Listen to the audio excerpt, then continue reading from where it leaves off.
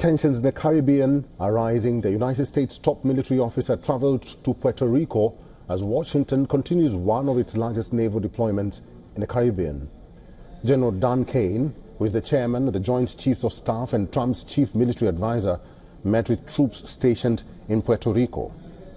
Now, according to a statement from his office, the visit was aimed to engage with service members and thank them for their continued support of regional missions. This marks his second trip since the Pentagon ramped up operations, including the deployment of the Gerald Ford. It is the Navy's newest and largest aircraft carrier. During an earlier visit, U.S. Secretary of War Pete Hegseth said American Marines were on the front lines of defending the homeland.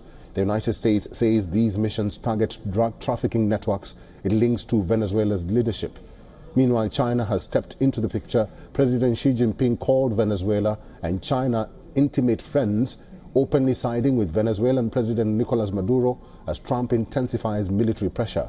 Xi and Maduro have reportedly exchanged several letters reaffirming their nation's shared commitment to Venezuela's sovereignty, national security, and overall stability. At the White House, Press Secretary Caroline Leavitt said President Trump is satisfied with recent strikes on suspected drug boats. She added that the operations will continue. Washington has carried out at least 21 strikes so far in the Caribbean. The potential phone call between the two leaders is still in the planning stages and no date has been set. I'm not going to broadcast any actions that may or may not be happening with respect to Venezuela. I know I've been very clear about the administration's position, as has the president and his national security team. We view the Maduro regime as being illegitimate, and the president has been very satisfied with the successful strikes against narco-terrorists and foreign terrorists that are illegally trafficking drugs towards the United States of America. He's not going to tolerate that, and you can expect to see those strikes continue.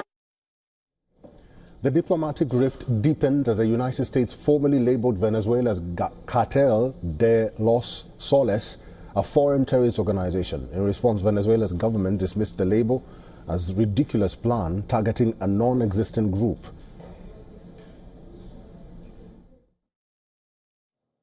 Whatever they do, however they do it, wherever they do it, they will not be able to defeat Venezuela. We are invincible. Whatever they do, they have not been able to defeat our homeland, and they never will. They can make faces, they can say this and that. We are shielded to guarantee what we guarantee: Bolivar's dream, peace.